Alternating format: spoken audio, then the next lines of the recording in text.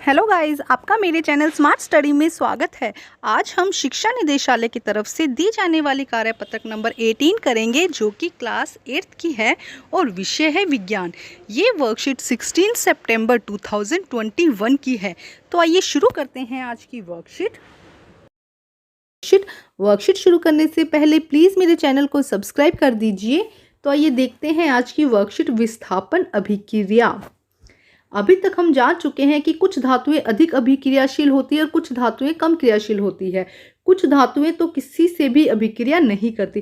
बेटा, पिछली वर्कशीट में हमने धातुओं के गुण देखे थे और हम ये अभी तक जान चुके हैं कि कुछ धातुएं बहुत अधिक क्रियाशील होती है, जबकि कुछ धातुएं बहुत कम क्रियाशील होती है। मतलब वो किसी के साथ भी, अन्य धातु के साथ या अधातु के साथ जल्दी से क्रिया नहीं करती है, जबकि कुछ धातुएं बहुत जल्दी से क्रिया कर देती हैं। तो जो धातुएं बहुत जल्दी से क्रिया करती हैं, बहुत फटाफट क्रिया कर देती है, उसे हम बहुत अधिक अभिक्रियाशील बोलते हैं, और जो नहीं करती है उसे हम कम क्रियाशील बोलते हैं। और कुछ धातुएं हमने देखा था, जैसे कि गोल्ड को हमने देखा था कि वो वाटर के साथ में कोई रिएक्शन नहीं करता है, सोना कोई भी रिएक्शन नहीं करता है। तो कुछ धातुएं ऐसी होती है जो कोई भी अभिक्रिया नहीं दिखाती है। अब हम धातु की अभिक्रियाशीलता के बारे में विस्थापन अभिक्रिया की मदद से जानेंगे। अब हम इसकी अभिक्रियाशीलता की मतलब उसकी कितना रिएक्शन करती है, इसके बारे में हम जानेंगे। तो यहाँ पे एक क्रियाकलाप दिया गया है, आइए देखते हैं। 100 ml के 5 बीकर लें, उनमें A, B, C, D और E चिन्हित करें। प्रत्येक बीकर में 50 ml जल लीजिए। देखिए यहाँ पे लिया गया है, 5 बीकर लिए गए हैं और हर जो बीकर है उसके अंदर 50 ml पानी लिया गया है, जल लिया गया है। प्रत्येक बीकर में दिखाए गए पदार्थों को में से प्रत्येक का एक एक चम्मच कर घोलिए। तो देखिए क्या करना है आपको, यहाँ पे हमें एक बीकर A, जैसे कि ये बीकर A है, ठीक है, यहाँ पे लिखा गया है बीकर ए। तो बीकर ए में कॉपर सल्फेट और एक जिंक का टुकड़ा हमें डालना है। हमें इसमें क्या डालना है, कॉपर सल्फेट और जिंक का टुकड़ा। बी में कॉपर सल्फेट और एक लोहे की कील Fe डालना है। बी में हमें क्या डालना है, एक कॉपर सल्फेट का विलयन डालना है और लोहे की कील डालनी है। अब सी में हमें क्या डालना है, जिंक सल्फेट ZnSO4 और तांबे की छीलन और Cu डालना है। इसी तरह डी में आयरन सल्फेट FeSO4 और तांबे की छीलन डालनी है। FeSO4 और Cu डालना है इसके अंदर भी, ठीक है। इसी तरह ई में देखिए जिंक सल्फेट ZnSO4 और हमें डालना है लोहे की कील, ठीक है। यहाँ पे हमने डाल दिया। अब देखिए डालने से पहले जब हमने ये डाला कॉपर सल्फेट, जिंक सल्फेट, तो देखो यहाँ पे दिखाया गया है ABCD, ठीक है। जब हमने जिंक का टुकड़ा, लोहे का टुकड़ा, तांबे की छीलन, ये क्रमानुसार इसके अनुसार डाला है, तब देखते हैं कुछ चेंजेस आए हैं यहाँ पे। ये देखिए इन दोनों में आपको दिखाई दे रहा है, पहले ये था जब हमने डाला और उसके बाद में ये हो गया। तो यहाँ पे आपको दिखाई दे रहा है, देखो ए यहाँ पे ब्लू कलर का था, यहाँ पे देखो कैसा डार्क हो गया है। यहाँ पे इसका जो नीला रंग था वो अदृश्य हो गया और नीचे भूरा भूरा आ गया है। यहाँ पे बी का जो सॉल्यूशन है कुछ देर के बाद में ग्रीन हो गया है। सी, डी, ई और ई में लगभग कुछ चेंजेस नहीं है। तो आइए देखते हैं ऐसा चेंजेस क्यों आया है। बीकर ए में जिंक और कॉपर सल्फेट के विलयन में कॉपर को विस्थापित कर दिया। देखो जो बीकर ए था इसमें हमने क्या डाला था, Zn, एक सेकेंड, हमने इसमें क्या डाला था, Zn, और हमने जिंक और क्या डाला था, CuSO4। ये चीज़ें हमने जो फर्स्ट बीकर था ए में हमने ये चीज़ें डाली। अब बेटा हुआ क्या यहाँ पे, क्योंकि Zn की अभिक्रियाशीलता पावर जो है वो ज़्यादा है, इसकी क्रिया करने की जो क्षमता है वो ज़्यादा है। तो ये क्या करता है, इस Cu को यहाँ से हटाकर खुद यहाँ पर लग जाता है और क्या बना देता है, ZnSO4, और यहाँ पे Cu अलग हो जाता है। इसने इसको विस्थापित कर दिया, Zn ने Cu को विस्थापित कर दिया। विस्थापित का मतलब अपनी जगह से हटा दिया और खुद उसकी जगह पर आ गया। तो ये क्या बन गया, CuSO4 से क्या बन गया, ZnSO4, और Cu यहाँ पे अकेला रह गया।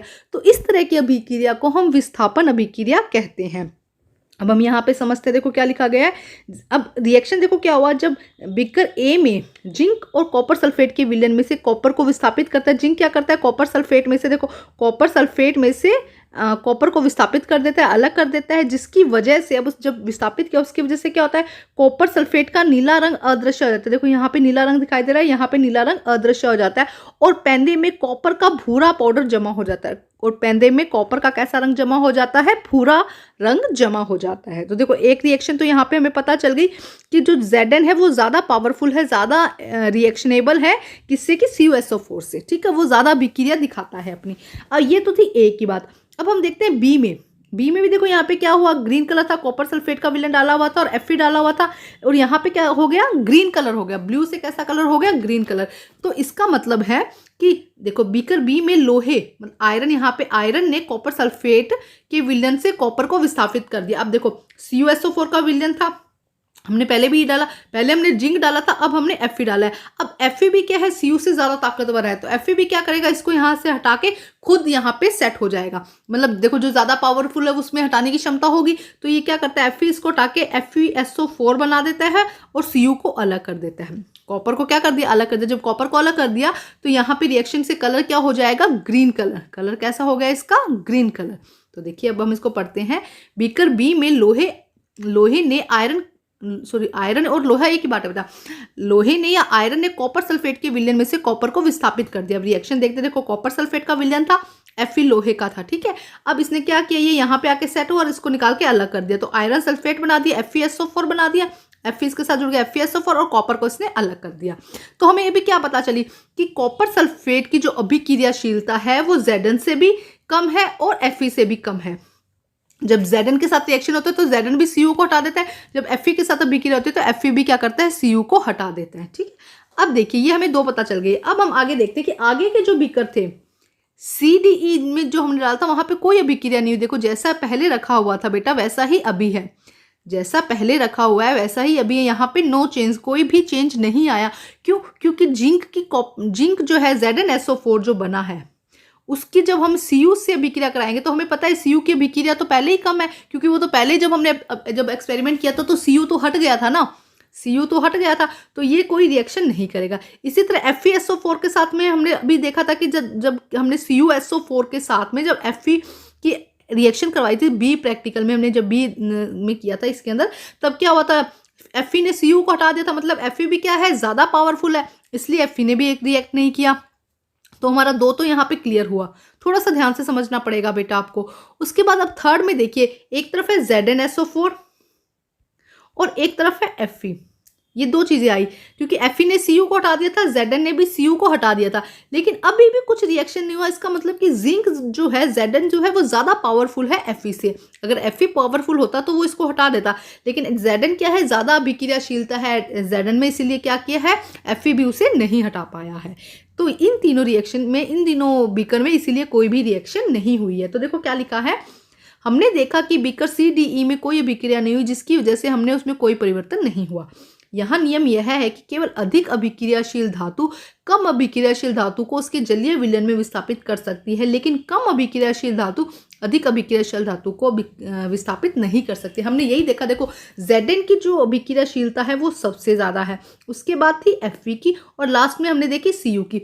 अगर कोई भी SO4 का सॉल्यूशन बना हुआ है और Cu उसके साथ आता है, जैसे CuSO4 आया, तो अगर हम उसमें Zn डाल देंगे तब भी वो Cu को हटा देगा, अगर हम Fe डाल देंगे इसके अंदर तब भी वो Cu को हटा देगा। लेकिन अगर ZnSO4 का विलयन बना हुआ है उसके अंदर हम Cu को, कॉपर को और Fe को डालते हैं तो वो दोनों इसको नहीं हटा पाते, इन दोनों को अलग नहीं कर पाते, क्योंकि ये ज्यादा पावरफुल है।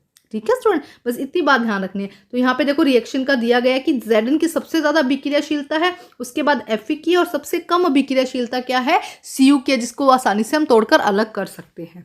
अब हम करते हैं इसके क्वेश्चन आंसर।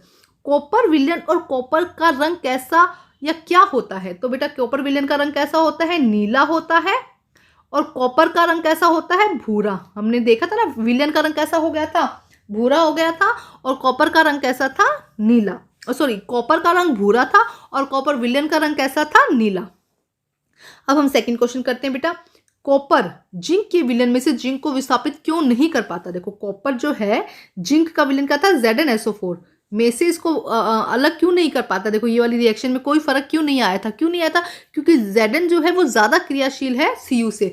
Zn की जिंक की अभिक्रियाशीलता ज्यादा है कॉपर से, इसीलिए उसको अलग नहीं कर पाता है। तो आइए करते हैं इसका आंसर। हम देखिए आंसर नंबर 2 बेटा, कॉपर धातु की अभिक्रियाशीलता जिंक से कम होती है। कॉपर की जो अभिक्रियाशीलता है वो जिंक से कम होती है, इसीलिए कॉपर जिंक को विस्थापित नहीं कर पाता या नहीं करता। फर्स्ट सेकंड क्वेश्चन का आंसर बेटा, कॉपर धातु की अभिक्रियाशीलता जिंक से कम होती है, इसीलिए कॉपर जिंक को विस्थापित नहीं करता। अब हम करते हैं प्रश्न नंबर 3। देखिए, जिंक आयरन कॉपर की विक्रियाशीलता को घटते क्रम में व्यवस्थित कीजिए। मतलब कि सबसे ज़्यादा किसकी है, देखो Zn की सबसे ज़्यादा है, उसके बाद Fe की है और लास्ट में किसकी है, Cu की। तो ये रहा इसका आंसर बेटा, आंसर नंबर 3। सबसे ज़्यादा किसकी है, जिंक की विक्रियाशीलता है, उससे कम आयरन की और सबसे कम कॉपर की विक्रियाशीलता है। अभी हमने इसको अच्छे से समझा भी है। क्या होता है जब, क्वेश्चन नंबर 4 बेटा, क्या होता है जब एक लोहे की कील को कॉपर सल्फेट के विलयन में रख देंगे। जब एक लोहे की कील को कॉपर सल्फेट के विलयन में रख देंगे तो क्या हुआ था बेटा, जो विलयन का रंग था वो कैसा हो गया था, हरा हो गया था। क्यों, क्योंकि Fe ने क्या किया था, Cu को विस्थापित कर दिया था। तो आइए करते हैं इसका आंसर हम। आंसर नंबर 4, लोहे की कील को जब कॉपर सल्फेट के विलयन में रखते हैं तो लोहा कॉपर को विस्थापित करके स्वयं आयरन सल्फेट बना देता है और विलयन का रंग हरा हो जाता है। ये अभी हमने देखा था बेटा, जब क्या किया गया था, लोहे को Fe के साथ जब CuSO4 की रिएक्शन हुई थी बेटा, तो देखिए यहाँ पे लिख देते, जब Fe के साथ में हमने Fe क्या है, लोहा है ना बेटा, लोहे को जब CuSO4 के साथ में रिएक्ट करवाया गया था तो क्या बन गया था, FeSO4 आयरन सल्फेट बन जाता है और कॉपर क्या हो जाता है, विस्थापित हो जाता है और विलयन का रंग हरा हो जाता है। तो अभी हम इसको समझ चुके हैं। अब हम करते हैं प्रश्न नंबर 4। प्रश्न नंबर 5 देखिए क्या दिया गया है, अभिक्रिया को पूर्ण कीजिए। Zinc Zn plus dash zinc sulphate plus copper. तो यहाँ पे क्या होगा बेटा, CuSO4 क्या हो जाएगा, CuSO4, या हम इसको लिख देंगे कॉपर सल्फेट, ब्रैकेट में आप लिख दीजिएगा कॉपर सल्फेट। जब कॉपर सल्फेट के साथ में हमने रिएक्ट करवाया तो क्या हुआ बेटा, सल्फेट के साथ में जिंक की रिएक्शन हो गई और कॉपर क्या हो गया, इसमें से अलग हो गया। तो बेटा आज की वर्कशीट कंप्लीट होती है। वर्कशीट कंप्लीट करके अपने टीचर से चेक कराइए और प्लीज़ मेरे चैनल को लाइक कीजिए, सब्सक्राइब कीजिए और शेयर कीजिए। Thank you students.